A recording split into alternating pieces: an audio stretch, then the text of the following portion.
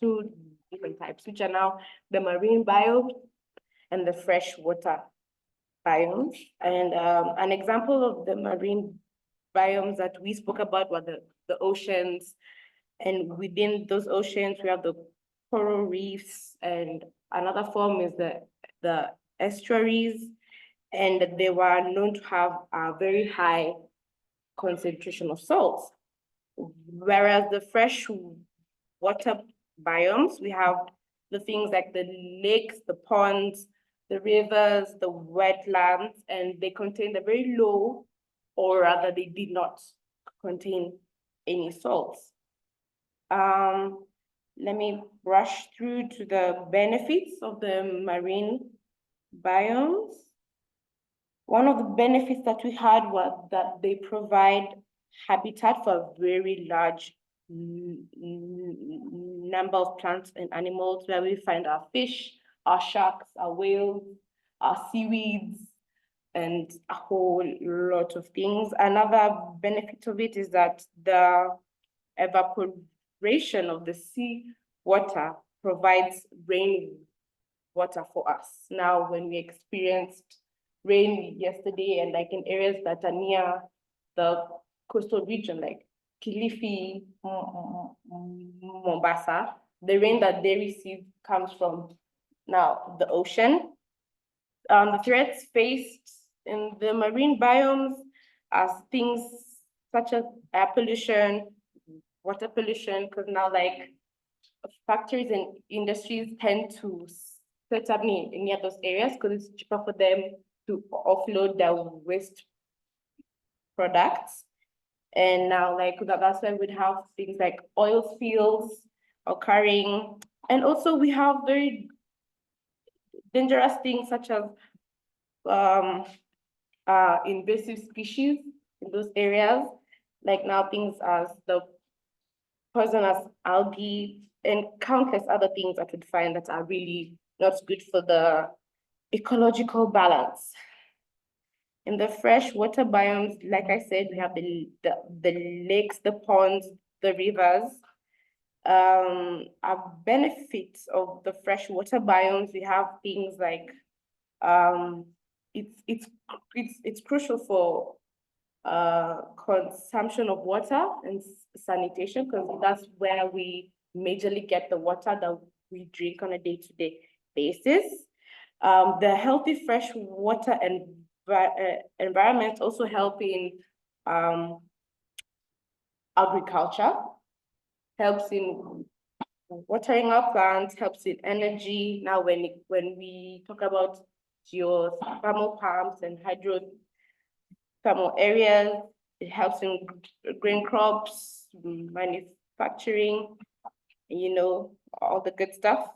And when it comes to threats that are faced within those areas, we have things like overfishing. People tend to go and not abide by the laws, and they overfish. Another thing we have is habitat destruction, because this is a type of biome that is really required by very many people. And since our population is increasing, like John Henry said, that the supply is a lot, but the demand is very, very, very little.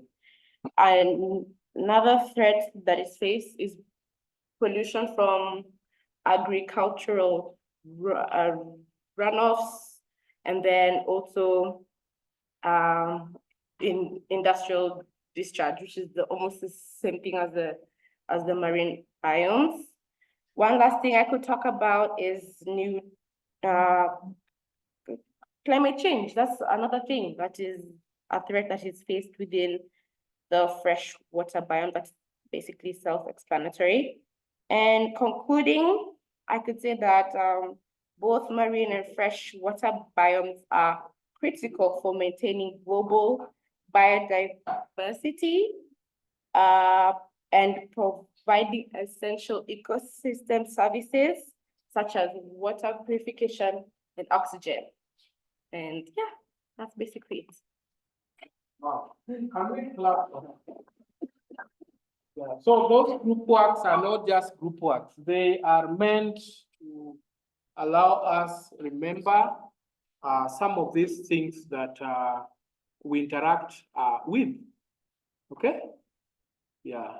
So I know I said that I'll be collecting all those reports and putting them in one folder, which by end of tomorrow you should be able to get the link on your platform. Sawa?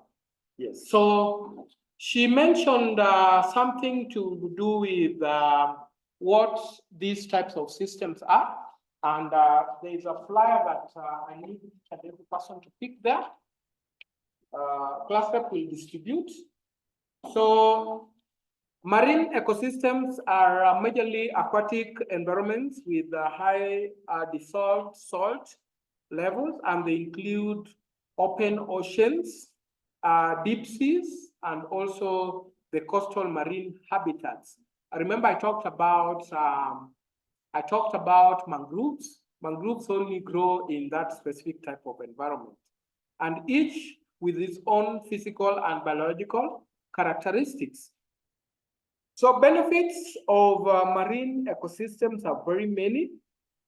And I think the speaker is going to take us through some of these benefits of having the marine ecosystems, and also some of the threats to marine ecosystems, and what is the solution to these threats that we are experiencing. There's a lot of issues, especially today, that is being led by climate change. Can someone tell me what climate change is? What's climate change? Mary? What's climate change?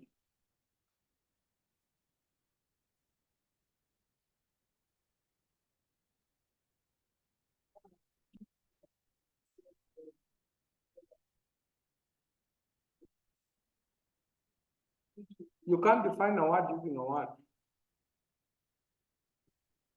What is climate change? We've dealt with this several times. What's climate change? Yes.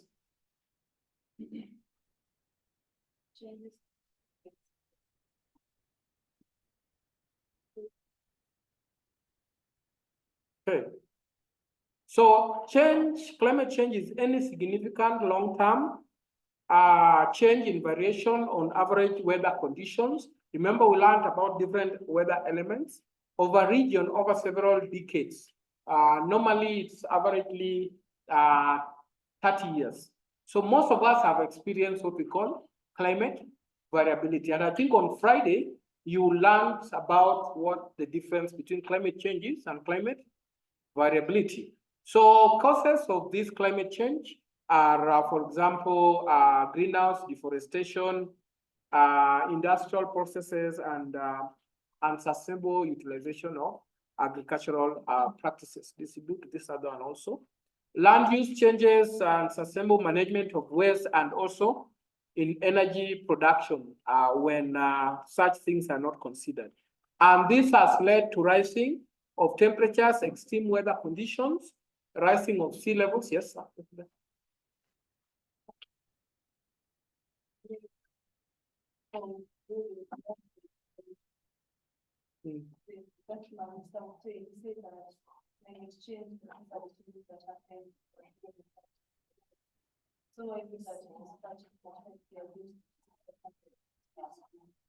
What happens every day is called weather. Weather is what happens every day. Weather is the climate, is the average. What is weather? Yes, it's the average atmospheric condition of a given place at a given time. That's what happens every day. So when you look at the occurrence that used to be there before, 30 years and above, is not the same as what is happening today. So there is a change. The rotation of the Earth, or what? Okay, so weather results to seasons. Okay, yes. So we've realized that some seasons are not occurring at the time they are supposed to be occurring. Okay, because the elements of weather have contributed to that, and this is because of the rising of global warming. Remember we explained about global warming? Yes. So when temperature increases, it influences some other, it forms energy that influences some other natural resources, linear processes that leads to, instead of raining in October, it rains in December, January. Okay, so if it is less than 30 years, it is what we call climate variability. If it is more than 30 years, it's when we say climate change. So if you are below 30 years, we can't say that you really realized or you witnessed climate change. What you're seeing is climate variability. Okay, yes. So effects of climate change, rising temperature, extreme weather conditions, rising sea levels, and I did explain how that happens, and ocean acidification. The oceans are becoming more acidic every day. And climate adaptation and mitigation, what's the difference between adaptation and mitigation? You guys are ready? What's the difference between climate adaptation and climate mitigation? So adaptation is when you try to bear with the consequences. Mitigation is when you're trying to reduce or the probability of you being affected. Okay? Yes. So we can do what we call forestation and reforestation and several activities that lead to minimization of these effects of climate change. So our speaker for today is not someone too new to us. She talked to us a little bit about this phenomenon last time, and I want to call her on stage. She also did this unit when she was in undergraduate.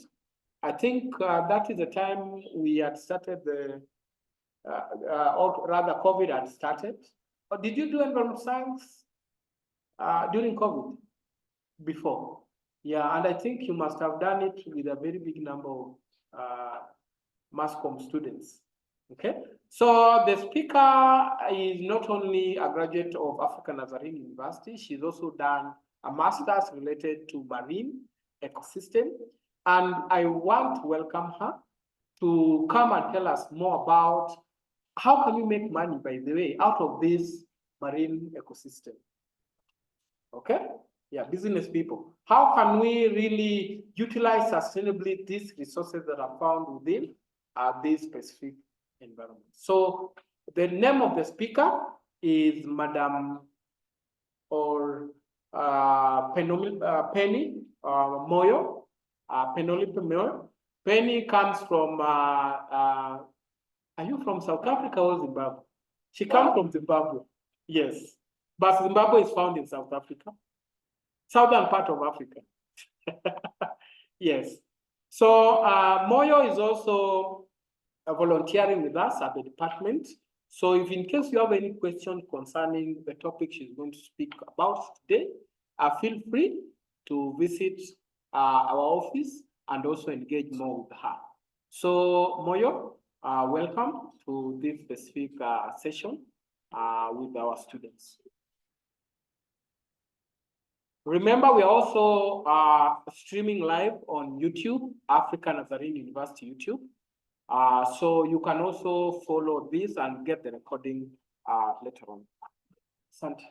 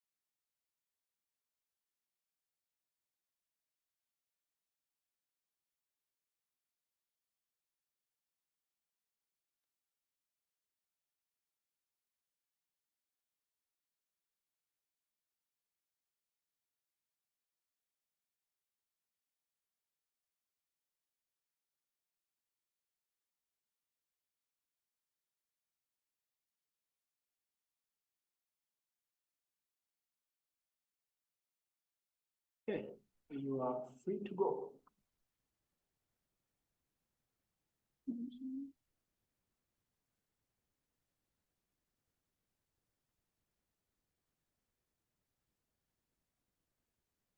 Okay, good afternoon, everyone. Thank you for attending today's mini talk or webinar, or whatever you want to call it. Basically, I just want to have a conversation with you so that you can get to know a little bit about me and about what I do and what I love. So I'm a marine scientist or a marine biologist, but I also have expertise with freshwater science, specifically limnology. And John Henry has asked me to have a conversation with you guys about blue economies and opportunities in marine science. And basically, we're going to go on a mini journey. Okay.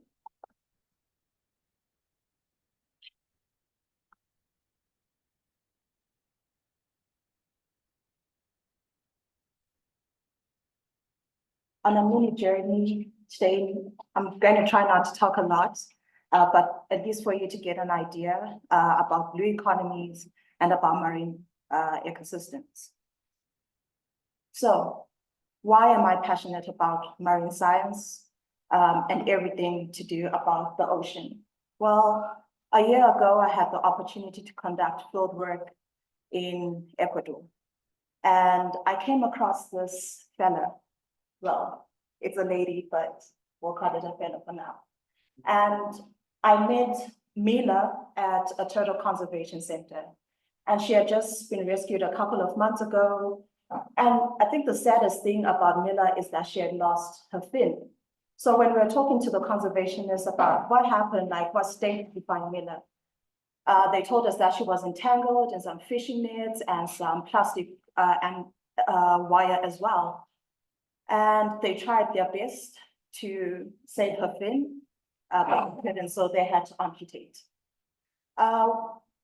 During the time that they rescued Mila, they also rescued another turtle, and her name was Emma. Emma was in the same state as Mila. The only difference is that Emma had a fishing hook stuck in her gut. And as much as they tried to save her, Emma died. And why did she die? Well, as much as they could perform all the medical procedures to save her fins, because of the hardness of the shell of a turtle, they can't operate. So she died, and this is the hook that they extracted from her gut. But the story isn't about a story of doom. It's a story of how different groups of people have come together as a community to try their best to conserve and save turtles along their coastline. And the greatest part was it was young people. One of the youngest people who was working there was only 19, and he hadn't even started university, but he had dedicated his time and his life to saving this. And this is one of the reasons why I am passionate about marine science and marine biology, because it's not only about the turtles or the animals, it's also about the people who are working together to try their best to conserve our marine systems, yet benefiting from them in the most sustainable way. So having said all that, we know that we stand on the brink of a new era. There's so much happening right now with our marine systems, most of the things we cannot predict. And one of the things that we know very little about our marine systems to date, only 5% of our oceans have actually been explored, which means we have over 95% of the ocean that we don't know anything about. This includes the seafloor and the animals living in those areas, which means there's an opportunity for us to tap into those unknown resources, but there's also an opportunity for us to actually learn about the functioning of the ocean in its entirety. So what governs our drive for oceans? Well, the Sustainable Development Goals, or the 2030 Agenda as it is known now, specifically SDG 14, which is life below water. And what does it seek to do? It seeks to conserve and sustainably use our oceans and seas and coastal minerals. So this means we want to extract or use the ocean and its resources to its maximum without impacting or endangering or degrading the ecosystem itself, and yet leaving it in such a great state that future generations can also benefit from it. And my goal, well, is to focus on specific areas of the SDG 14. The first area I want to focus on is the drive to prevent and reduce marine pollution. Most of us know that most of the pollution that we find in our oceans right now is plastic, because we produce so much plastic. I think the current stats are we produce about 9.2 billion tons of plastic every year. So imagine every year we keep producing all this plastic, and most of it ends up in our oceans, specifically in what is known as the Pacific garbage patch. And we know that there's so much stuff or so much harm that can come of marine pollution. And it's not just plastic, it's oil spills, it's noise pollution, it's light pollution. All of this has an impact on the functioning of the ecosystem and the organisms. And just to show you examples, I don't know if you guys can see. This is an albatross that was found in the Pacific garbage patch, and all that is just plastic in its gut. And this is a turtle caught in a discarded fishing net. And you can also see some plastic in there as well. And this is all happening because we're not taking care of the waste that we produce properly. So this is one of the drives for SDG 14 to reduce and prevent marine pollution. My second focus area is regulating fishing activities, specifically illegal, unreported, unregulated fishing, also known as IUU. So what the SDG drives to establish is that every nation with a coastal area, of course, reports all its fishing activities. It seeks to reduce all illegal fishing. This also includes vessels from other countries that cross over into the EEZs of other coastal nations. And we have seen this problem along the West African coastline, where some ships from Asia, specifically China, have crossed into the international waters of Nigeria, and they've been caught illegally fishing there. And what's the problem with unregulated or unreported illegal fishing? It has an impact on the fish stocks, obviously, because people tend to overfish. And you can imagine the communities in that area that live or earn their livelihood from fishing activities like small-scale fishing. The boatmen, the mama bogas who are around that fishing village, if there's so much illegal fishing, the fish stocks get reduced to the point where they can't even earn for themselves. Secondly, there's a lot of bycatch and catching of, what do they call them? Nearly extinct species or species of importance. For example, dolphins, sharks, they tend to be products of bycatch. And lastly, even though there is focus, especially in the EU, to try and put eco tags on fish that they catch, it's still very much unregulated, and some people actually pay to get an eco label on any of the seafood that they produce, yet it's not sustainably or ecologically sourced in a manner that does not harm the environment or deplete fishing stocks. And this is basically what IUU does. So it harms fish stocks, they surplus destruction, and it undermines the responsibility of fisheries in a whole. And there's an increased risk of food insecurity, especially in coastal nations. Thirdly, SDG 14 aims to enhance the conservation and sustainable use of oceans and their resources, which is what we're paying particular focus on today. So to start on that, we're going to go into marine ecosystems. So what are they? Marine ecosystems are complex ecological systems. They have a wide variety of habitats from the deep ocean to the open ocean, sea, coral reefs, mangroves, seagrass meadows. All these are part of the habitats that we find in marine ecosystems. And one of the greatest things is that they support diversity. We have 33 known animal phyla on our planet, and 32 of these can be found in our marine ecosystems, while 15 of these 33 are exclusively in the marine zone. So that's how important marine ecosystems are. And what is their value? Well, they drive economies. Think about all the countries with the coastline that actually have a fishing industry or maritime industry. It's driven by the ocean, and it's one of the backbones of most countries when it comes to their economies. For example, Kenya, you have a port, you have a coastline where people can venture into tourism, into fishing, into shipping, into transport. All that builds up economies. Secondly, carbon storage and carbon sequestration.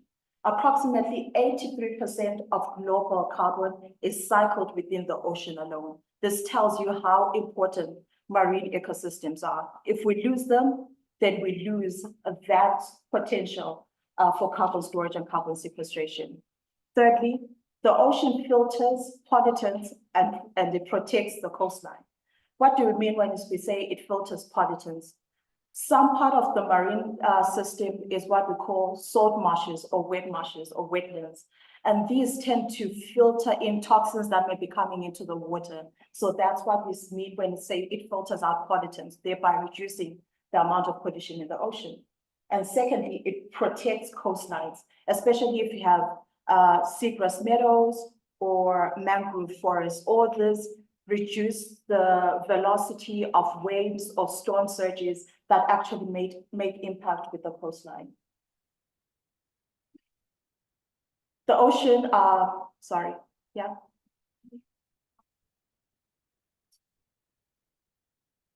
Oh, okay. So what happens with the ocean is that if you have, for example, seagrass actually helps capture carbon as it comes into the water. It can do this by just filtering and capturing sediment that's in suspension. So all the sand that's flowing in the ocean, it can trap this and it filters it down and traps it within its roots. And by doing so, it filters down carbon as well and traps it there, which means it sequestrates. And we also have carbon being absorbed from the atmosphere plainly by the water itself. And it filters down also into the seafloor and is buried there. Unless the seafloor is disturbed or anyway, it just stays there permanently. And then the oceans are the lungs of the earth. 50% of the earth's oxygen is actually produced by the oceans. The ocean is a climate regulator. As I said, it absorbs carbon from the atmosphere, thereby reducing all, well, atmospheric carbon in its essentiality. Plus, it drives phenomena like El Nino and El Nina and the Indian dipole, which have a very big impact when you just talk about Africa and East Africa alone. Second, six social benefits and health benefits. Jobs, livelihood are supported by oceans, economic progress, stress reduction, immune and mood booster. Lastly, it has intrinsic value in itself, which is a great thing. So as it stands, the ocean is amazing and it doesn't need to be amazing because we benefit from it. It's just this. And then going into all those benefits that we get from the ocean, we look at the blue economy, which is one of the main topics for today's webinar. So what exactly is the blue economy? Well, these are sustainable economic activities that are provided by marine ecosystems or the marine system. So we harness the power of the ocean and the sea and coastal areas, and we use this to build our economies and generate wealth for our generation and future generations to come. And what are these blue economic activities? We have fisheries and aquaculture. We sustainably harvest and farm fish, shellfish, and other aquatic organisms for food. This includes salmon farms, your crab farms, your lobster farms, your seaweed farms. All these are part of fisheries and aquaculture activities that support and drive blue economies. We have marine transport and shipping, and this basically means we use the ocean to transport goods, people, and resources. For example, the Mombasa port, we have oil coming in to the Mombasa port for distribution throughout the country. We have ships moving between continents from our own port to other continents like China, like East Asia, specifically China and India. And we have ports in itself of commercial importance because they allow for trade between different countries and different continents. Blue economies also include tourism and recreational activities. I'm sure when you guys go to Mombasa or any other coastal area, you enjoy the beach, you enjoy being there, you enjoy the boat rides. That's all part of tourism and recreational activities offered by the blue economy. And this drives economies in countries that have a coastline, such as Kenya, Tanzania, so on and so forth. Oceans also provide us with renewable energy, specifically offshore wind farms, wave and tidal energy generated from the ocean. And all this help not only provide, we harness the ocean's power to provide us with energy that we need for our factories, for our day-to-day activities, and all this is provided by the ocean. And the great thing about renewable energy from the ocean is that it doesn't have a big environmental impact like burning coal, because you have to mine for it, and then you have to burn it, and it produces carbon dioxide and methane and all these other gases that generally contribute to global warming. But if you look at setting up a wind farm, yes, it can be unsightly, but the amount of greenhouse gases that are emitted, they are almost negligible. Part of the activities also include marine conservation and ecotourism. I'm sure you guys have seen people whale watching in some nations. Not only do people get to experience the joy of being close to a whale, but at the same time, you get to educate people like the general public on the importance of conserving such ecosystems and telling them how important whales are to the environment. And this goes for all types of species, your polar bears, your turtles. I know in Kenya we have Watamu turtle conservation. All that is part of marine conservation and ecotourism. And we can generate income from all those activities. Imagine people come from countries that have no coastline, like mine. The first time I saw a turtle was in East Africa, and that was all part of marine conservation and ecotourism. Biotechnology and pharmaceuticals. This is a really big one, and most of the research, from what I see, is being conducted in India. And what they're doing is testing different types of organisms. Specifically, they like working with sea sponges because they have antifungal, antibacterial properties that they can actually use in medicine to benefit us. And there's actually medicine already in the market that's derived from aquatic species. So that's how important the ocean is and how it can help not only sustain our health, but also drive our economies. Blue innovation and technology. I know about a little over a year ago, or less than a year, there was the submersible that went down to the Titanic. I know that people didn't make it back, but such technology is what we call blue innovation. If no one ever wanted to explore the ocean, if no one wanted to know the resources, then no submersible, no RUV would have ever been created. But this is something that oceans help us gain. We get to better ourselves when it comes to innovations and technology. Now we have sonar technology, we have submersibles, we can explore oceans to the deepest depth just because of the opportunities that the ocean offers us. So to round it up, The blue economy emphasizes on the importance of balancing economic growth with environmental stewardship. And what this means is, as much as we want to benefit from the ocean, we want all the resources. We want to build our economies. We want to benefit from the health properties that we can get from oceans. But most importantly, we want to do this in the most sustainable manner. What does this mean? We want to benefit without impacting the ocean negatively or hindering future generations from benefiting the same way that we have. And this is basically how you're going to do it. You make sure that there's equitable sharing of all resources. It doesn't mean that because your country is a coastal country, you're the only one who's supposed to benefit. We make sure that people like me who come from a landlocked country can also benefit in a sustainable manner from the same ocean and from the same environment. We use smart shipping to lessen the impact on the environment. We create jobs, reduce poverty, and end hunger.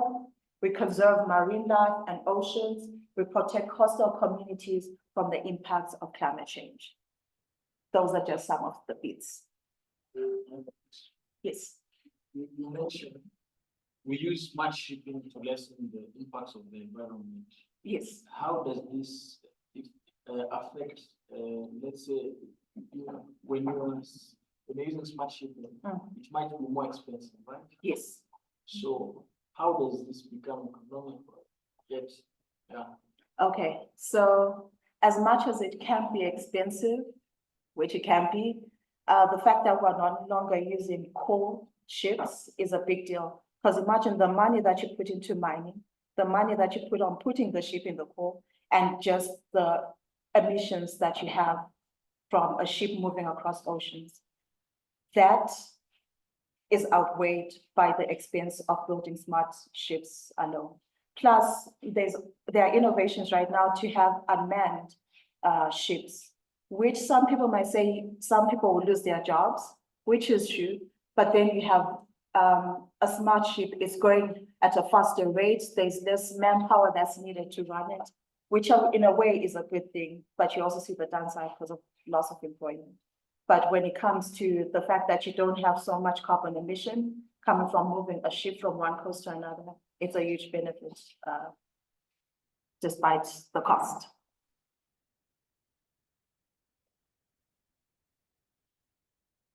So, opportunities in marine systems. I want to approach this by looking at deep sea mining. Why deep sea mining? It is everyone's cup of tea these days. Everyone wants to get into it. Everyone wants to benefit from it. And I think it's a good direction for us to explore. Deep sea mining, see the opportunities there and the challenges and uncertainties of it in general.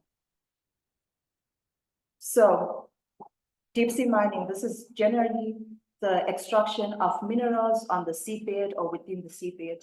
And these minerals are of economic importance, but even though they're on the seafloor and they are hard to access, they are rare minerals. We have minerals such as manganese, sulfate, cobalt, and these are of commercial importance because we use stuff like cobalt in our phones, in our cars, in our laptops. So they are very important to us. That's why we're exploring deep sea mining. So it's an opportunity, obviously, in marine ecosystems, but then we want to know what is it and what can we do about it. So this is mainly what we want from the ocean, polymetallic nodules. These are nodules made of manganese. So how they actually form is that they form over an organic material. So it can be a shark tooth, a pearl, a shell, but you have precipitation of minerals from the water column and some of it rising from the seabed itself. And it accumulates around this organic material over a period of, scientists estimate it can take 1 million years just to form one of these.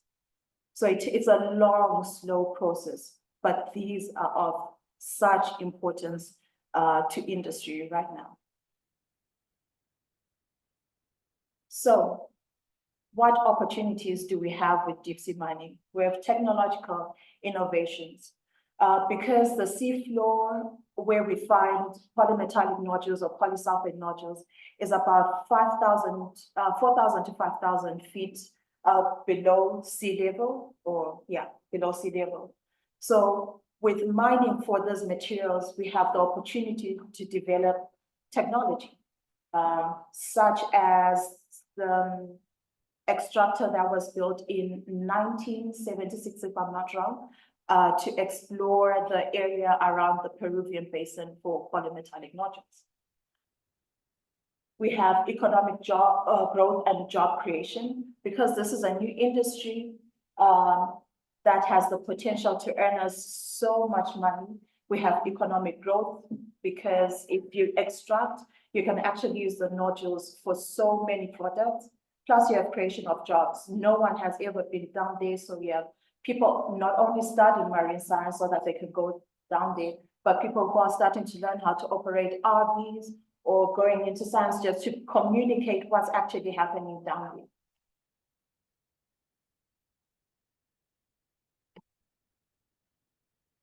Plus, if in using all those resources, we can actually create an avenue to establish new careers and jobs for the rest of the population, as long as we have that money and manpower to back it up. We have resource security. So right now we have been mining for everything on land.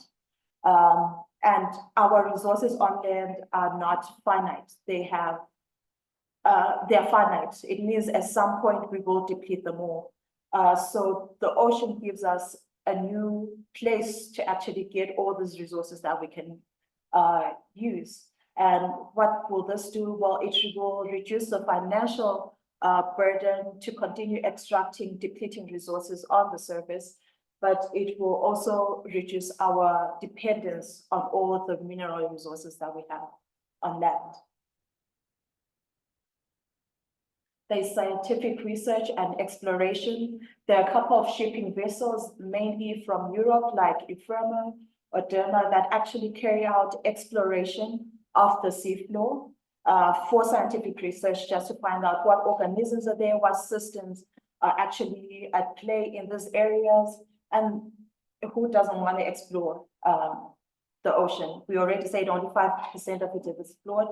So by going into deep sea mining, we can actually explore more of our oceans and seabed. And the main area that I'm going to talk about when it comes to deep sea mining is the Clarion Capital Zone. And the Clarion Capital Zone is located between, it's adjacent to the North American plate, between Hawaii and Mexico. And this zone is the one that is most important when it comes to deep sea mining. Why? Because it has the most polymetallic nodules that we know when it comes to all our seafloors spread out. So this is coming from the Indian Ocean, the Pacific Ocean, and the Atlantic Ocean. This area has the most polymetallic nodules. It's estimated that there's over a metric ton of polymetallic nodules that covers over 6 million square kilometers. And there's also diverse life in this area, like sea sponges, your sea corals, and exploration licenses have been issued to a couple of countries and companies to go ahead and explore this area for possible extraction of these polymetallic nodules. And the International Seabed Authority under UNCLOS is the company or the entity that gives people the right to actually go ahead and explore these areas. But the one thing of importance to note is that right now we are only exploring. There is no extraction, which I must say for human beings, it's a plus on our side, because usually when we find minerals that we want, we just go ahead and do it. No one actually bothers to carry out an EIA before. No one actually bothers to go ahead before and carry out an EIA or to conduct research on the environmental impacts of mining on the environment or the organisms in this area. Sorry, I had a map. So the Clarion-Clapperton zone, like other zones of exploration, are divided into different areas. So, Maybe you can do Q&A as well. oh, yeah. Any questions so far? Yes.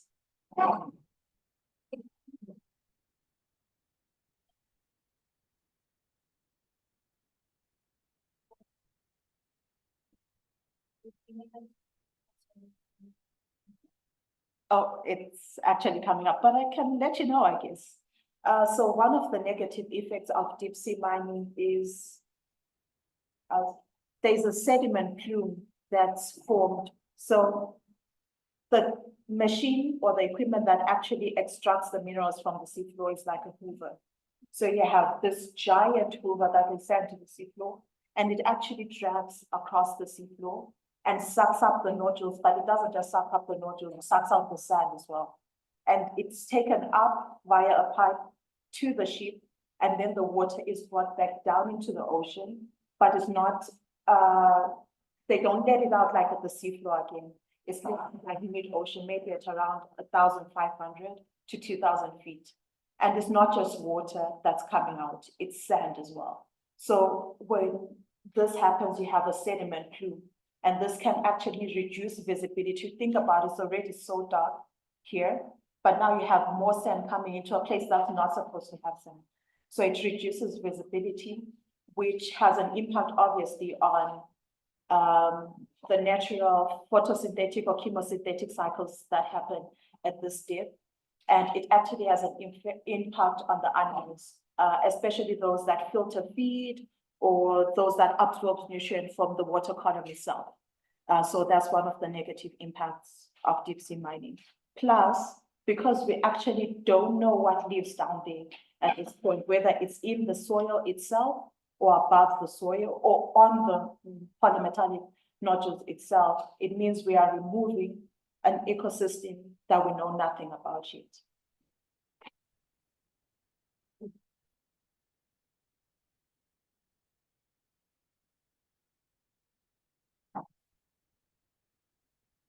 Okay. So when it comes to different areas that we're exploring, not just the Clarion-Clapperton zone, but even in the Indian Ocean, we have something that we call the area, and this is the place that we're interested in. And the area is divided into 3 different specific areas. First is the exploration area. This is the place where companies and countries that get contracts actually have the right to explore mineral resources. And then we have the reserve. So the reserve areas are places that are set aside for developing nations so that they can also access international seabed areas, so that they can also have the same benefit as developed countries who are actually going out there and exploring. But the one great thing, I guess, about reserve areas is that countries that actually have the right or apply to the International Seabed Authority to get a license to explore these areas for polymetallic nodules or for mineral resources. In their application, they have to state what percentage of the exploration area they are going to leave aside for a developing nation to benefit from marine mineral resources.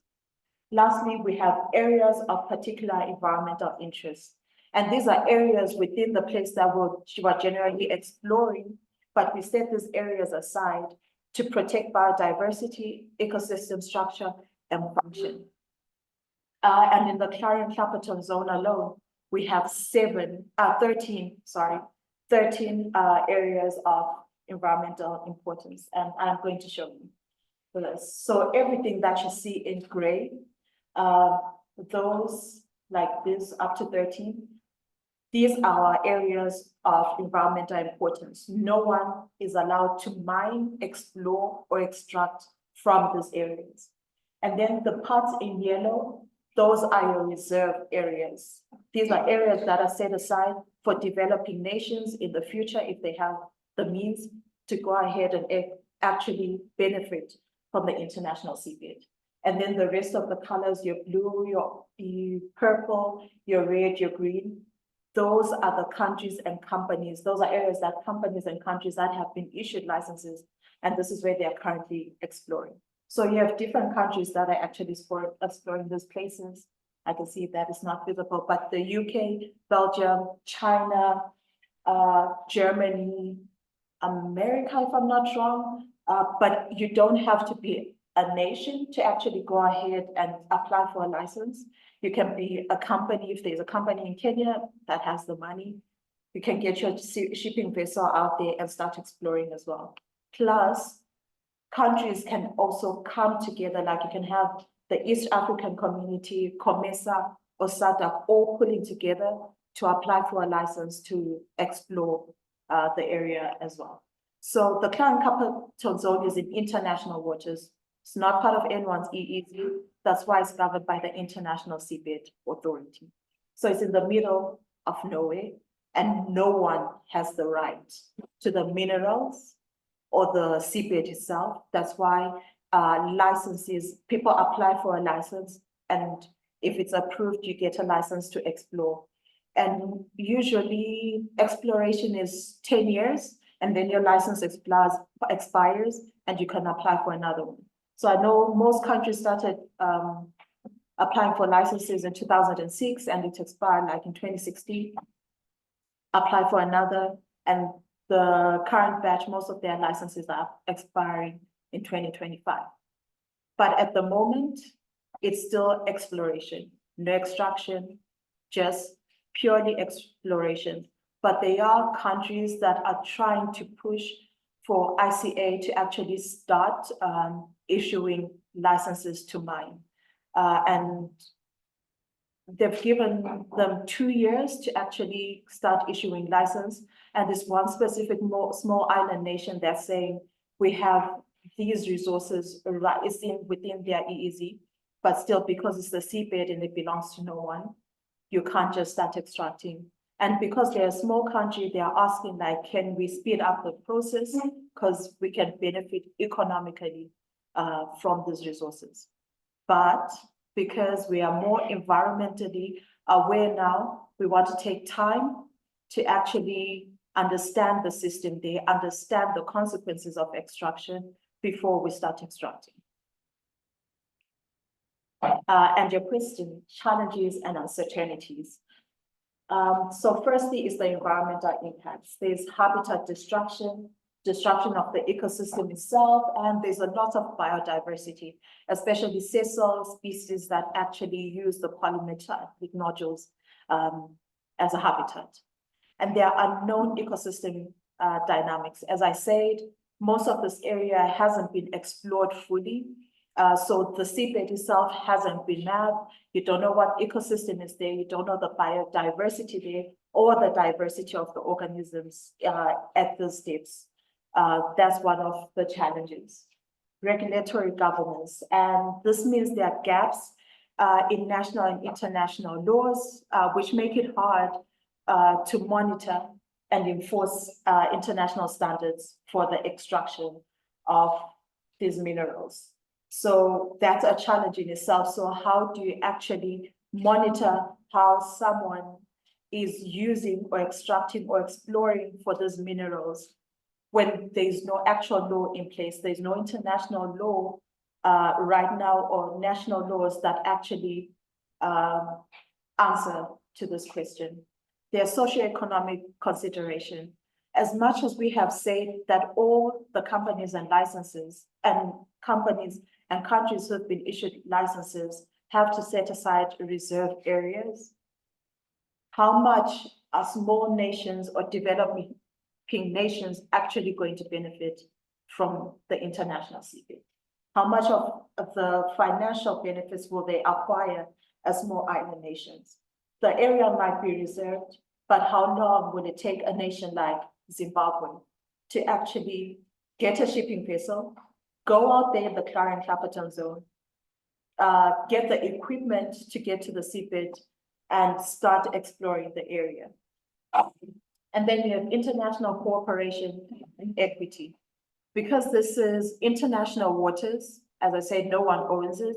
So now you have different nations, or you're trying to get different nations to come together, to cooperate in the extraction and exploration of a mineral with such economic value?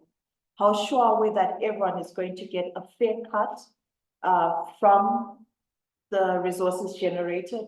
How sure are we that all the countries, all the companies and stakeholders who actually adhere to the rules of the ISA, or how sure are we that they're going to have, what's the word? Civil relationships and civil conversations on how to approach the mining of such minerals? And how transparent are they going to be? Will I go there and find that there are so many organisms down there that we need to protect? Will I come up and tell all the other nations like, let's not? Or am I going to be like, let's shelf that data, let's go ahead and mine the mineral? How sure are we that everyone's going to be transparent with what's going on, or how much they're actually harvesting, or the impacts that they're harvesting is actually having on the environment? I hope this plays, but it's a demo of how they actually extract. You need to share some. Oh, okay.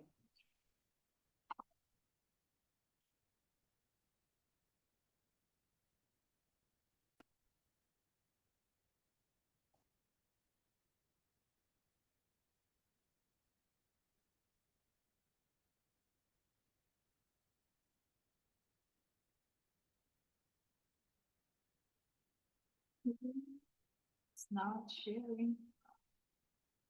I can see it on my side.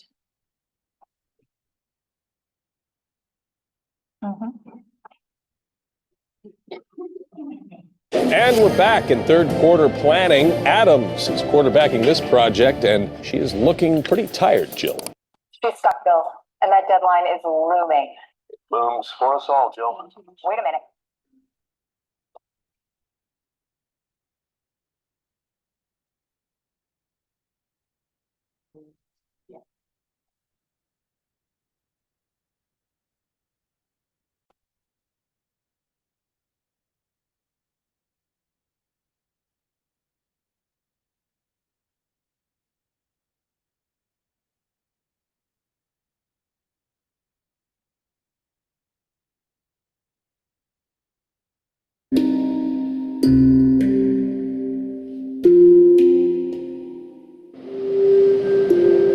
The basic picture of a deep sea mining operation, more specifically a nodule mining operation, will involve a surface operation vessel. From that will be deployed a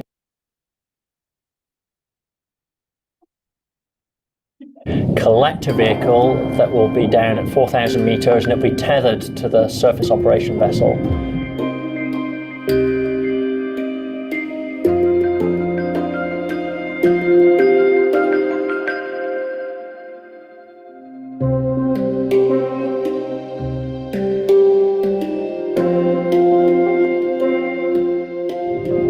Mining of nodules will produce two different types of plumes. One is a sediment plume created by the vehicle removing the top 10 to 15 centimeters of the seabed.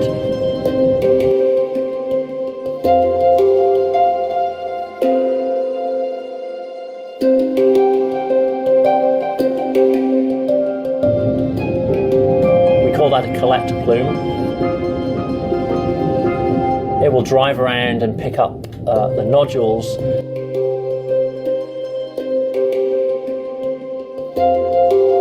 And they'll be pumped back up a riser pipe to the surface vessel.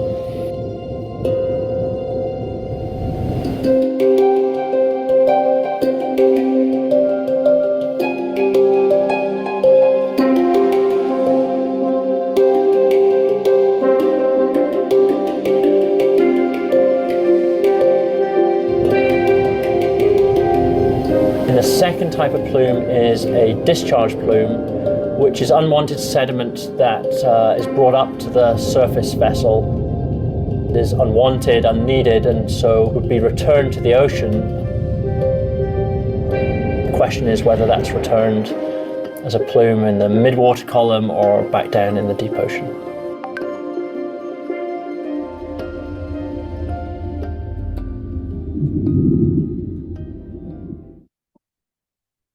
So yeah, that's basically how it works. You have this vacuum type of machine.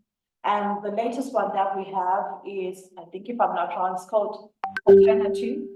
And it was created by or built by the Belgians. And they've actually taken it down there to see if they can, run it properly. But that's generally the idea of how the mining would happen. So you have the sediment plume, as I was talking about, one from the collector and one from the discharge. So I want to give you a real life example of what happens when you extract. It's not working. Okay. So, this is the disturbance and recolonization experiment that was carried out in 1980. And it was carried out in the Peruvian basin of the South American coast. And it was the general idea. They had a machine built just like the one that you saw, Patena 1, I guess.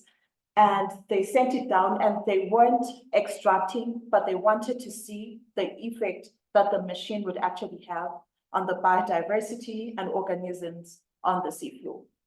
So they did all this. They went down in 1980. They carried out the experiment and they monitored the area over 6 years. And then they waited for another 20 years to see the recovery of the area. And they went back in 2006, in 2016, to see if the area had recovered from the experiment. And I'm not sure how clear you can see it, but all this are tracks that were left behind by the submersible, the extractor. And you can see how fresh these tracks are. And this is 26 years post-experiment. So this is one of the things that the scientists were saying. Here is evidence. We carried out this experiment in 1980, it's 2016. Can you see the rate of recovery? Can you see how destructive it is to the habitat and to the seabed itself? But they didn't just show pictures, they actually did a study, carried out a study, and this is what they found. They found that benthic filter feeders had not recovered after 26 years. And mobile scavengers were slowly returning, but they weren't as many as they were when they first went down to explore the site before sending down the submersible, and that was in 1976.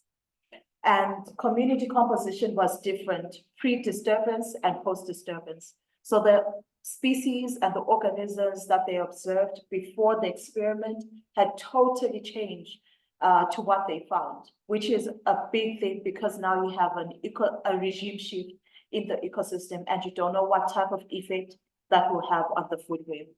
Lastly, they suggested that changes in immediate benthic ecosystems following mining may be irreversible on a decadal timescale.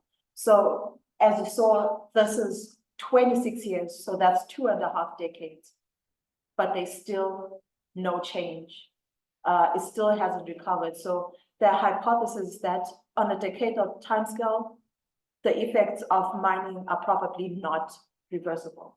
So their argument is if we go ahead and we mine, how long will it take for the area to recover? Maybe if it's 26 years and it's still looking like that, I don't know, maybe you're talking 50, 100. Plus, if you take into consideration that polymetallic nodules, polymanganese nodules, polysulfate nodules take over 1 million years just for you to get one of those, over 1 million years.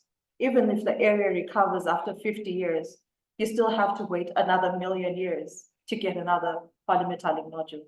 So how sustainable is it? Yes, the minerals are of economic value, but do we need them that much, enough to disrupt an ecosystem? Which is something that you and I need to talk about because we're not extracting yet. All of you guys will still be involved. You still have a voice to say, Should we go ahead and extract? Does the damage of such a big ecosystem, is it outweighed by the economic benefit? And you have to ask yourself, how many people of the 7 billion people on the planet, how many people will benefit? And with that, we move on to the impacts of climate change on marine ecosystems. So firstly, we have ocean warming. So rising temperatures equals an increase in sea surface temperature. And the increase disrupts the distribution and abundance of marine organisms. Some species, if the environment becomes too hot, they migrate, or there's a total shift in the ecosystem. New species may come in, other species may die out. That is one of the impacts of climate change. Ocean acidification, which is a really big one, because when you have an increase in CO2 or carbon dioxide in the ocean or in the atmosphere, then it's absorbed by the ocean, you have an increase in acidification of the water in the ocean. And when this happens, you have low carbonate ions. And why are low carbonate ions important in marine systems? Well, for organisms like shellfish or anything with an exoskeleton and your coral reefs, when the ocean becomes too acidic, they cannot form their carbonate shells, which is a big thing because now you're taking away something that it needs to survive. Especially for coral reefs, you end up having incidents of coral bleaching, which we'll talk about. We have rise in sea levels. With the increase in temperature, we have a rapid increase in the melting of glaciers and ice sheets, especially in the North Pole. So around your Arctic region or your Arctic Circle, we're seeing more and more melting of ice. And even if you look at it on a time scale between I think it's 1970 and 2017, they show the difference in the accumulation of ice. Even during winter periods, the ice doesn't accumulate as much as it used to, and it melts at such an alarming rate. If you look, I don't have the map here, but if you look at a map of the Arctic Circle or the Arctic Ocean, previously you would have ice all throughout the winter, and then during the summer months, it would melt away, but not totally. But now we are getting warmer and warmer periods in our climate, that in some of the summers that we've had recently, we have a complete melting of the sea ice around the Arctic Ocean, which has opened up, I think it's called the Arctic Passage for transportation. If you want to shorten your journey to Asia from Europe, but it's a bad thing because you're losing so much ice, which contributes to sea level rise. You have changes in ocean circulation. And this is a very big deal because once you change the functioning of the global ocean, what's it called? Circulation belt? The ocean belt? Oh, wow. So global conveyor belt, once you change the functioning of that, it has an impact on nutrient distribution, on species distribution, and most importantly, it has an impact on atmospheric processes. So we might think, oh, it's just affecting the organisms in the ocean, but it also affects our weather. With the warming and the slowing down of the ocean circulation, you find that you have stronger and more violent hurricanes, typhoons, cyclones occurring on our planet. So that's one reason why we should be really alarmed by climate change and fighting to change the way we work. So as I was saying, for the global conveyor belt or ocean circulation, scientists predict that it's slowing down, specifically when you have more sea ice melting in this area. We all know that sea ice is fresh water. It mixes or it dilutes the salt water and it becomes lighter. So salt water is more dense, so it sinks, and you need the water in this area coming down here. Here, you see the blue, it goes up from the equator, comes down in the blue, that's cold water. you need that water to be cold and dense to actually sink so that it can start to rise again as it gets to the equator or to the tropics. But with more freshwater diluting seawater here, it means you have salt water that's less dense. So now you have salt water that's floating above the water column or at the top of the water column instead of it sinking. So it slows down the whole cycle. And this has an impact on nutrient distribution, especially along the western part of the continent. So your West Africa, your West North America, West South America, it has an impact on nutrient distribution because these are the areas where you have nutrient upwelling. And you also have an impact on the distribution of species.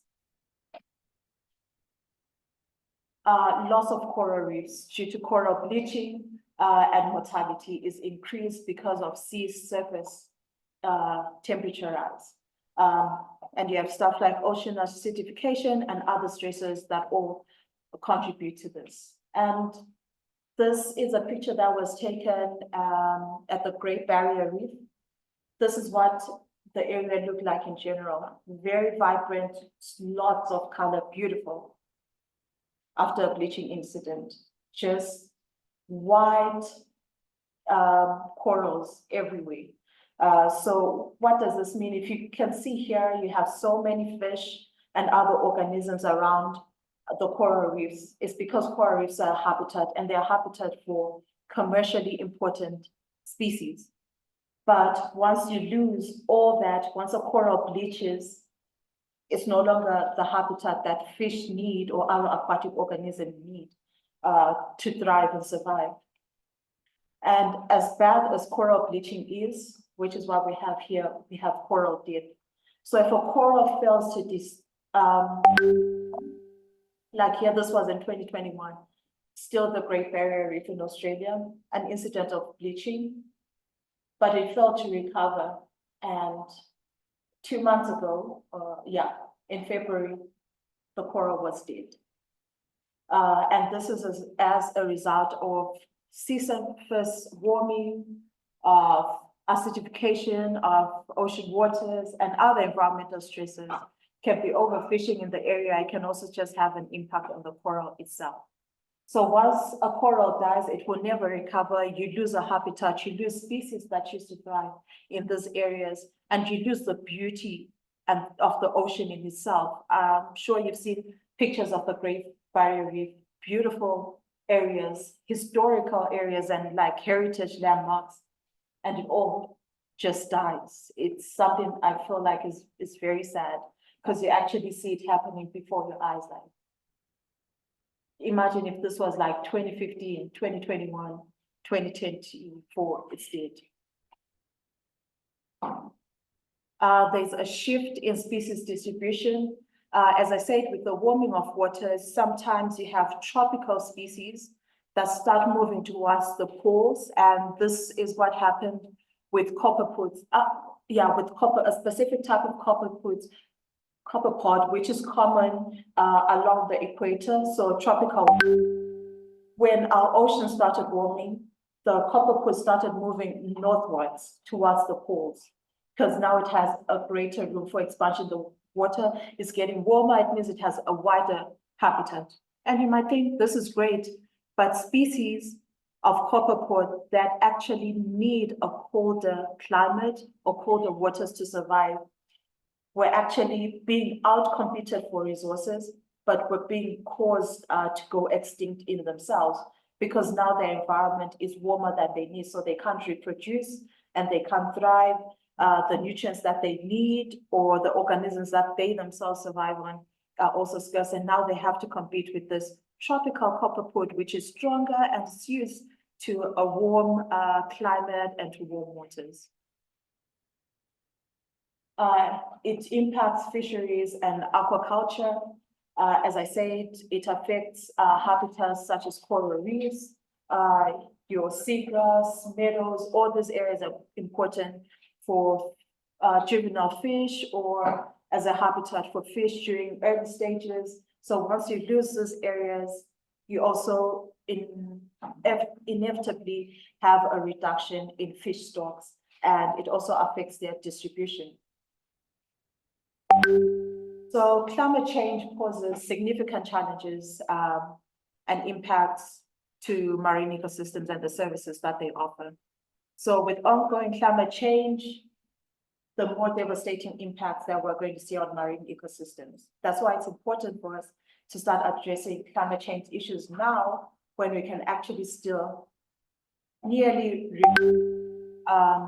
the system to what it was before. But for example, if you have already a coral that's dead, how are you going to reverse that? That's why it's important for us to act now. So with all this said, what do I have to say to you at the end of this journey that we have taken? Well, we have seen the opportunities that we have within our marine environment and marine ecosystems. But we have also seen the challenges that we face when it comes to benefiting from these resources. So as much as we can drive blue economies and engage and extract so much from our marine environments, it's always important for us to think, am I doing this in the most sustainable way? Am I making sure that I'm benefiting without harming the environment? Is the marine ecosystem still going to thrive once I'm done using it? And most importantly, will the future generations experience the advantages, opportunities that marine resources have to offer the same way we did? So our oceans are valuable. They are critical to the functioning of life on this planet, not only for us human beings, our aquatic species, but the entirety. So think terrestrial, everything needs the ocean. That's why it's important that you and I work together to try and make sure that we can benefit, yet preserve and conserve such environments. And I think that's one of the greatest things about the ocean or the environment. I might be a marine scientist. I will bring you the scientific facts, but someone from the media department will communicate those facts. Someone from the finance department will make sure that what we want to extract can be used in the most financially sustainable way.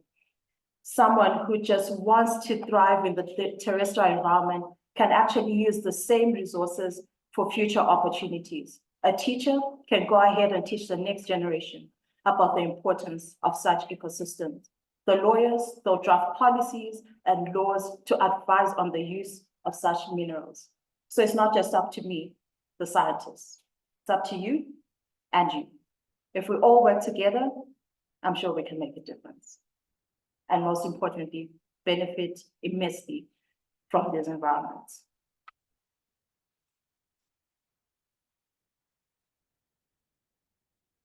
Questions?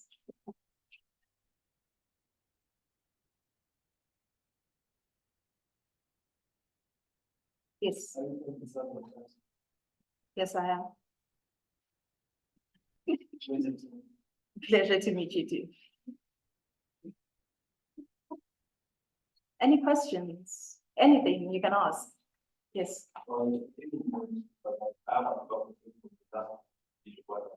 Yes.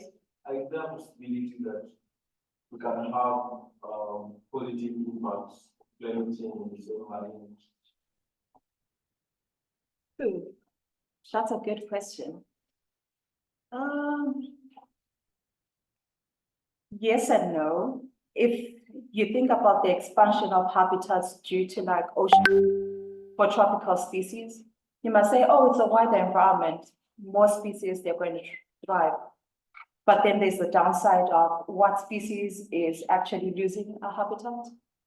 So as much as they can be a benefit with some things, unless John Henry wants to add another benefit that I don't know, there's a benefit, but there's also a negative to it. But usually it's just negative. So we focus on that so that people can change their ways.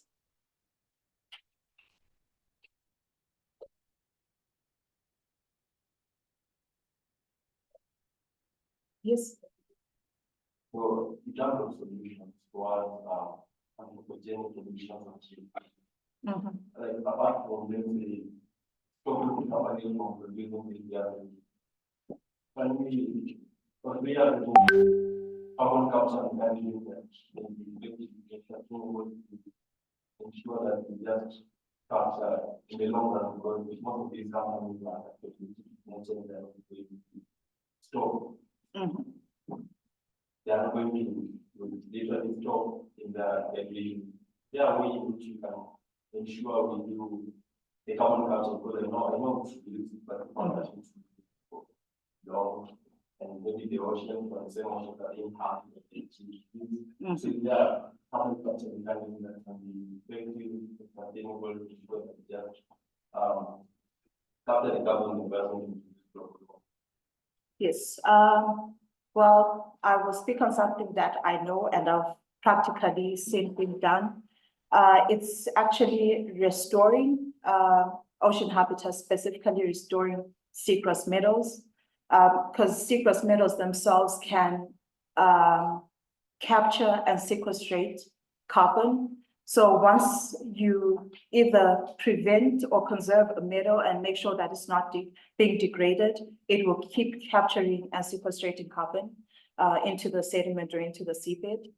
And if you restore, which means just to replant a meadow where in an area where it's been lost, you can start the whole process again.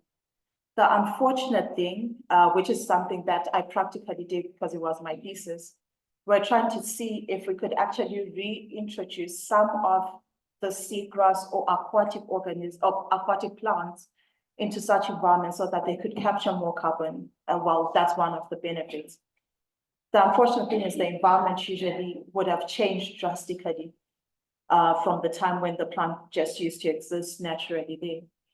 So which brings us to what scientists are trying to see if they can do now without actually being disruptive to the environment, which is actually pumping CO2 back into the seafloor, especially in areas in abyssal plains, such as flat seafloor areas, 4,000 to 5,000 feet below sea level. So if you pump into those areas, they're generally undisturbed.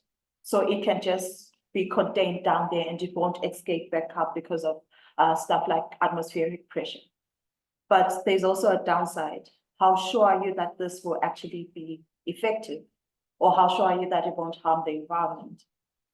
Some people are trying to do that on land. I know there's a company in Iceland that tries to pump back CO2 into the Earth's crust. So all these are mechanisms that we're using to try and reduce CO2 or greenhouse gases. And they are effective, but we should always look at the downside, or the effect that this might actually have. And as much as we want to plant as many trees as we can and conserve our forests, the thing is, it's not being done fast enough. And the unfortunate thing is, a forest doesn't grow in a year or in a month. It will take time for the forest to actually grow to a point where it can start absorbing as much CO2 as we need it to. So that's why the biggest thing is to try and get everyone to reduce their emissions. So that's where we start, and we try and bring in all these other things to help.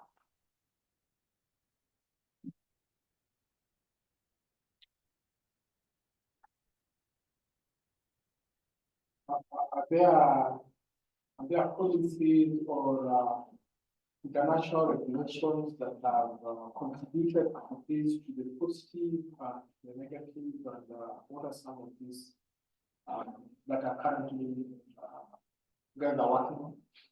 Oh, okay. So we have stuff like UNCLOS, obviously, which is the UN Convention of the Law of the Sea. And it's a big one because it usually dictates on what we can do or what we can use the oceans for.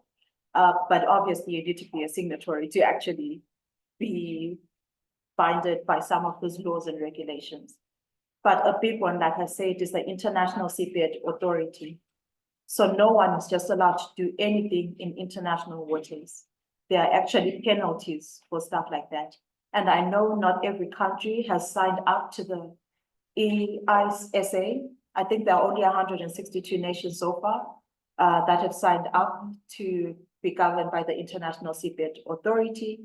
But those are one of the parties that actually make sure or try and make sure that as much as we want to benefit, we also protect and conserve, which is one of the things that I was complimenting, well, human beings on this time, that were actually going ahead and thinking, what will, what impact will this have on the environment before they actually start doing it? We have laws for areas like around the Arctic Circle. It's called the Arctic Council, and it also dictates what Arctic countries can do. It's mainly for Arctic countries, but outside countries can sit in on this council. And this one is mainly for it's mainly for territorial rights, specifically of the Arctic Circle and the Arctic Ocean. So countries both will issue out like, okay, from our own mapping, we see that 60% of the Arctic Ocean belongs to us, and this country will also submit the same. But unless it is resolved by UNCLOS, no one is actually allowed to do anything in that area. So you can't mine, you can't explore, you can't exclusively use the shipping route as yours and deny other countries passage through those areas, which is a good thing, because areas like the Arctic Pole or the North Pole itself are under territorial dispute. And we also know that there are polymetallic nodules in this area. But because of such laws, no one is actually exploring or mining or doing anything in these places. We have obviously conventions such as Ramsar and Convention on Biological Diversity that also govern and help us or coastal nations protect marine resources or marine waters. And one of the most important ones, I guess, is the stipulation also under the 2030 goals for each coastal country to at least conserve 30% of its waters. So far, personally, I know Seychelles has done that. It was one of the first countries to do it. I think they went ahead and did that in 2021. They had already protected 30% of their coastal waters. And it was important for them as an island nation that exclusively built their economic backbone from marine resources. I know Kenya has has the oldest MPA in Africa. So it's something that they're actually doing, which it's also part of Watamu. It's also part of that MPA. So yes, there are laws and conventions that try and guide and stipulate. Some are legally binding, some are not. I know that there are cases in where nations have taken other nations to the International Criminal Court over impacts that that nation was having on the ocean. It was, I think, if I'm not wrong, it was Australia that took Japan to the International Criminal Court over overfishing of whales. So it wasn't part of any treaty or any convention, but countries can do that.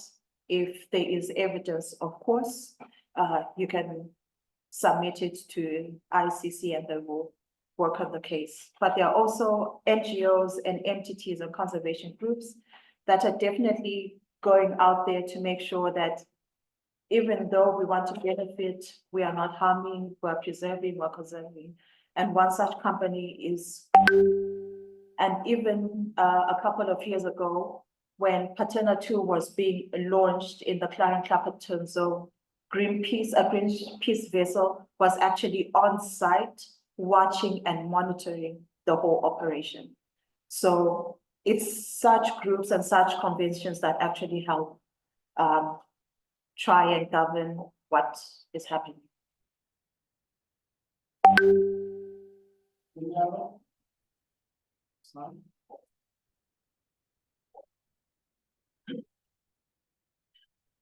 Last comment, could you acknowledge what she's done?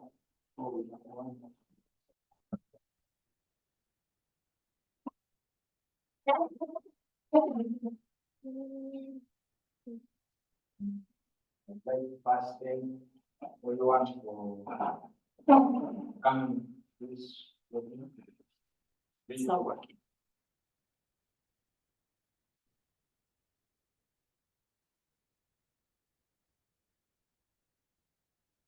I really.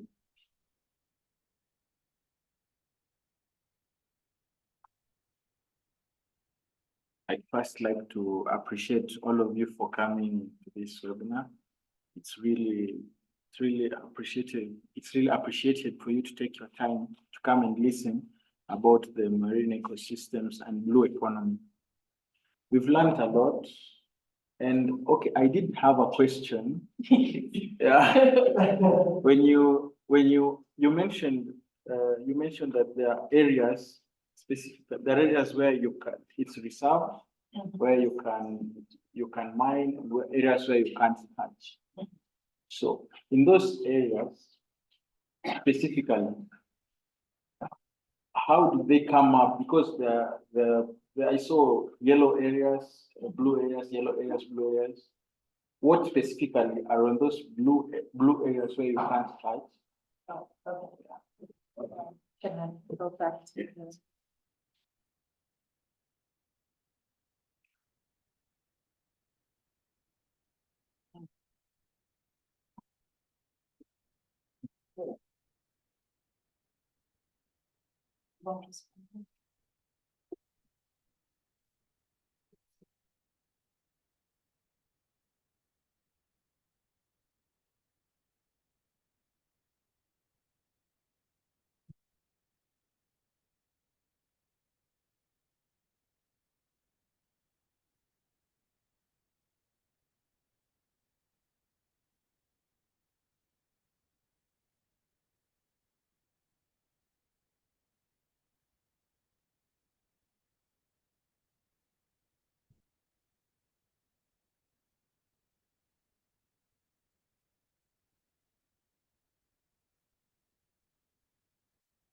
Those were hiding questions. This one. Yeah. So you're asking what's the difference between the blue and the yellow? Why specifically? Because it's rounded. It's rounded. You can see that the yellow areas where the reserved areas, and then next to it the blue areas. Okay, so the yellow are the reserved zone. So what happens if, let's say, for instance, this purple one, that's the UK's area to explore.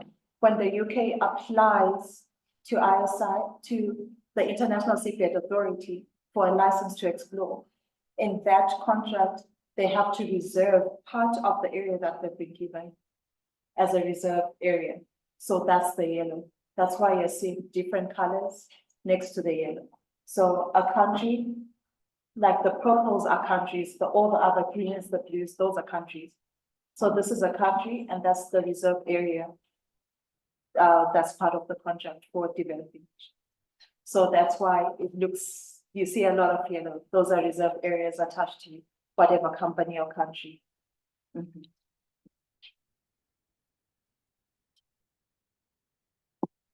And oh. Okay, I'm not in there. Okay. I saw the front of the, I saw something in front of the person. So I wanted to know how can you mine in a sustainable way? What was it that happened?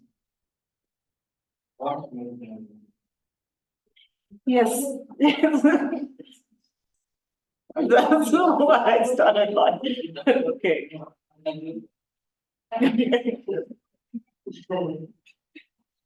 So these are the ways we can make money in a sustainable way. It's okay. These are the ways we can make money in a sustainable way. Fisheries and aquaculture. So if you sustainably harvest the fish, you are not harming the environment, but obviously you can make money from selling the fish. By using eco-labels for some fish or some seafood species or seafood, you are making money and you are showing the world that I sourced my seafood in the most sustainable manner. And usually seafood with eco-labels are more expensive than any type of seafood. Mhm. Which is, which have been like sustainable use of fishing? Because me, I'm just not sure. As, okay, there are unsustainable ways of fishing, such as using unregulated fishing nets. So fishing nets, they're stipulated, maybe they'll say it should have a square size of not more than 10 centimeters. And someone is using a fishing net and the holes are like 20 centimeters. That's unsustainable because you're catching stuff that you actually don't need. Now you're catching stuff like dolphins and sharks and fish or aquatic organisms of no commercial value. So you're disrupting a habitat and they say from the 100 fish that you actually capture, only 10 of those you will use. That's unsustainable. So that's how, and some people actually do what they call dynamite fishing. And if you search on YouTube, you can just search dynamite fishing like Sri Lanka or something, or Tanzania. And they just like toss a dynamite stick into the water, boom, and then they go ahead and collect all the fish there. Is it sustainable? No. You're harming the coral reef, you're harming the seafloor, you're killing species that have nothing to do with what you're trying to capture in the first place. So yes, fishing can be very unsustainable, but you can make it sustainable.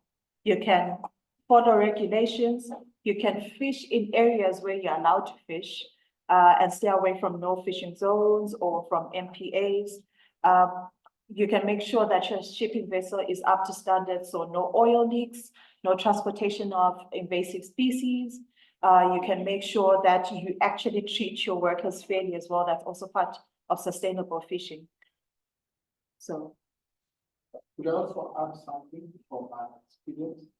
The high school I was, one of the things like inside you are neighboring the so in my high school, one side was toilet. So you could go and we used to take shower. 5 minutes. Yeah, so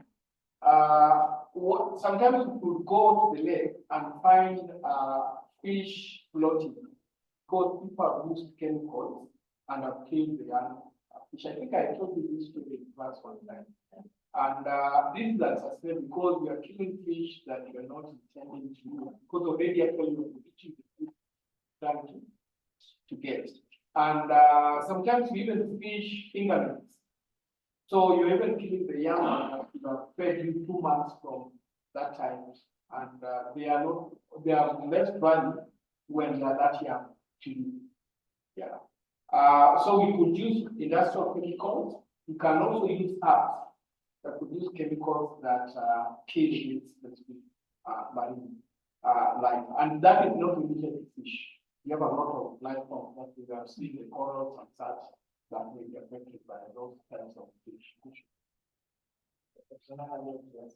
Yes, you are allowed to ask. For the online one, yes.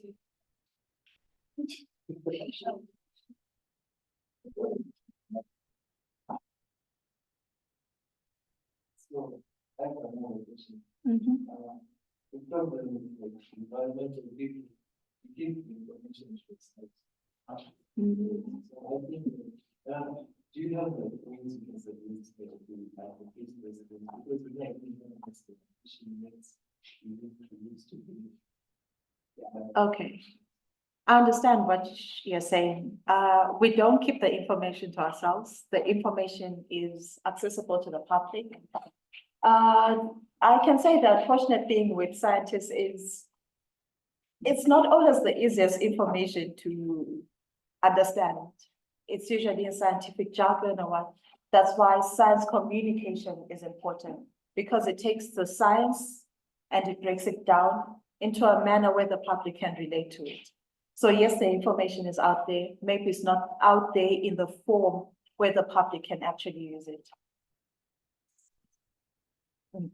So yes, we will work with media personnel to break it down and make sure that it's disseminated, not only to scientists or academia, but to the general public. Yeah, right. And that's why today our Zoom is open to the public and we also give coverage open to you. so that we disseminate more. Here, I think we only have actually 2 environment students. All the rest are from different departments. This is to allow this information to get as many people as possible.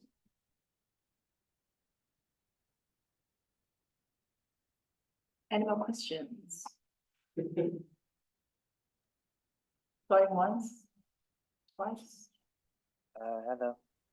So these activities ensure long-term.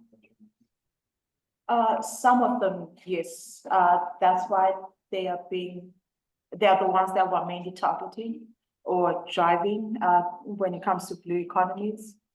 If you do it the right way from the get-go, it's easier to keep them going for a long time. If you start doing interesting stuff between a tier 2 and stuff, then the risk of you becoming less sustainable is actually high. For example, I will use the eco labels again. There are companies that are very stringent when it comes to who they issue eco labels to, when it comes to their fish produce or whatever they catch. And then there are some that are more lenient, it's not always straightforward, like it's a little sketchy at times. So for the ones who are doing things the right way, it's sustainable because whoever company they're giving their trademark stamp to will make sure that they keep doing what they're doing in the best way possible. But the ones that are issuing for fishing that's not done sustainably, they're actually making it more detrimental, because in the long run, now people are like, but how sustainable is it if this company that we know is maybe using illegal fishing nets is getting an eco-stable, something like that. But also on the aquaculture side, especially salmon farms, which is what people are actually going into now. How sustainable is the environment? And it's not just like, oh yes, everything is up to standard. How's the health of that ecosystem? There are incidents where some salmon farms had outbreak of salmon lice, which is like a terrible disease because literally the fish's skin peels and starts rotting when it's still alive. But now how sustainable is that? The salmon farm is sustainable and is functioning.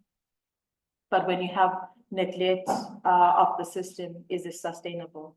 So if it's done right, you can go and run with it for a long time.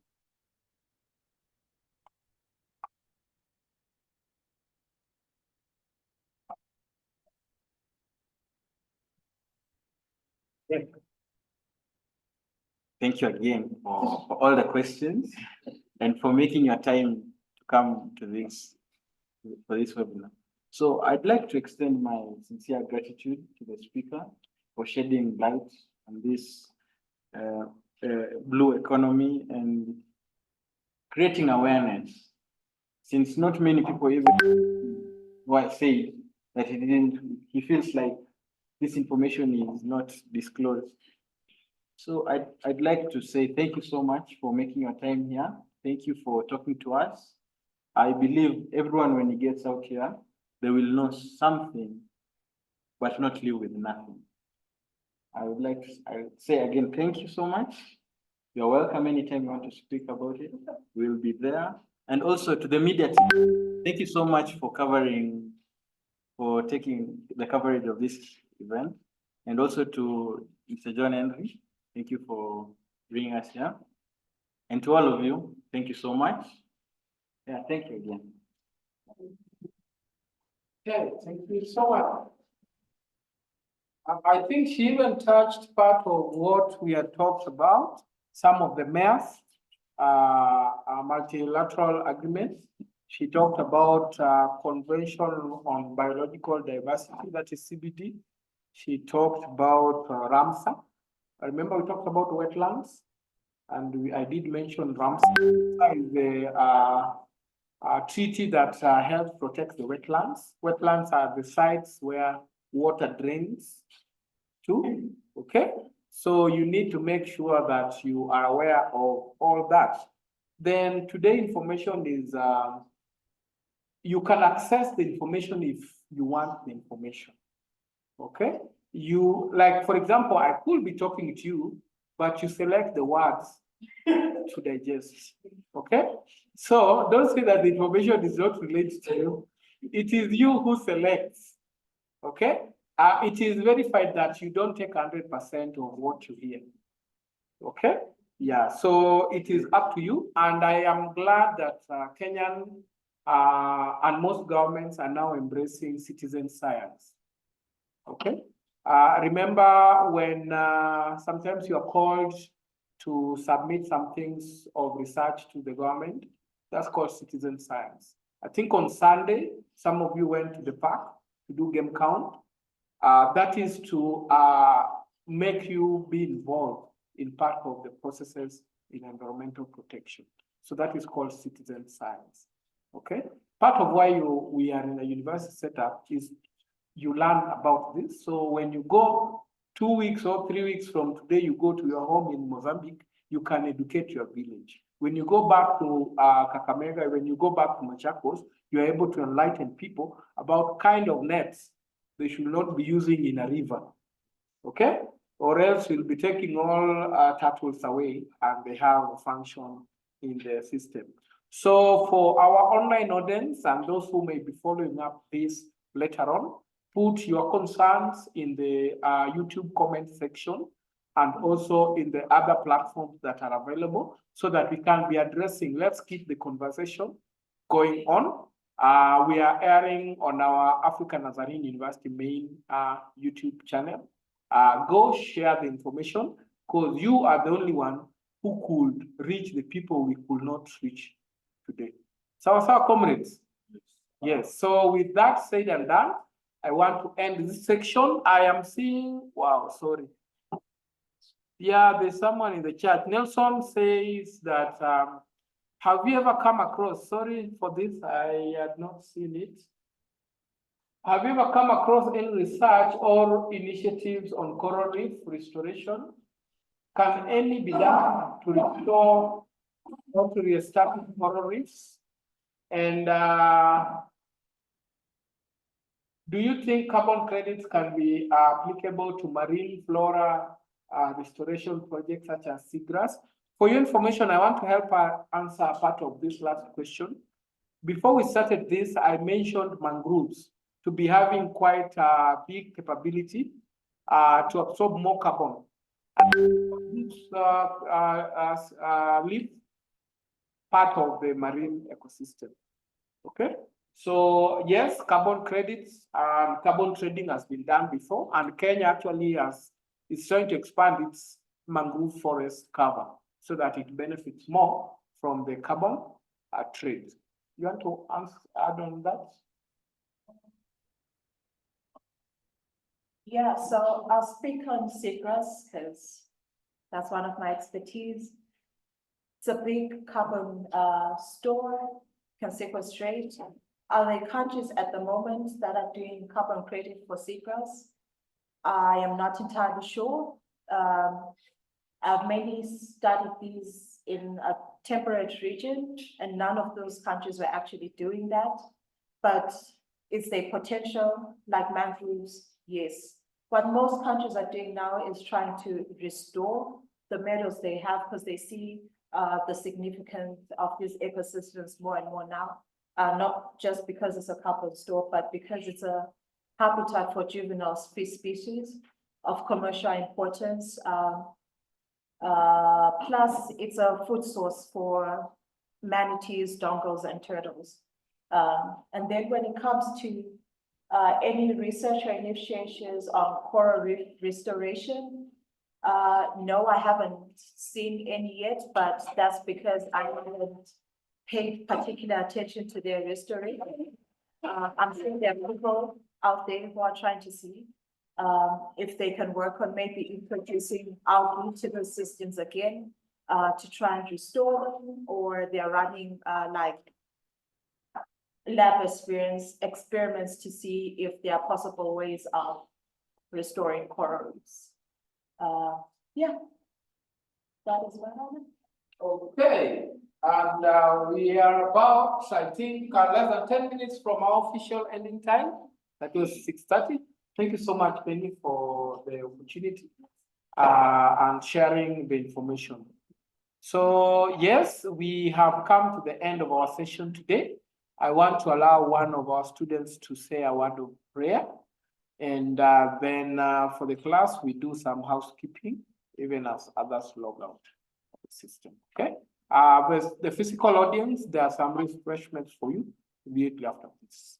So, I want to recognize the presence of the president to Wildlife and Environmental Club of African Nazarene University, Mr. Shemaya. Thank you so much. And Mr. Environment just stepped out, I think so, who was asking a lot of questions. And yes, you only get what you inquire.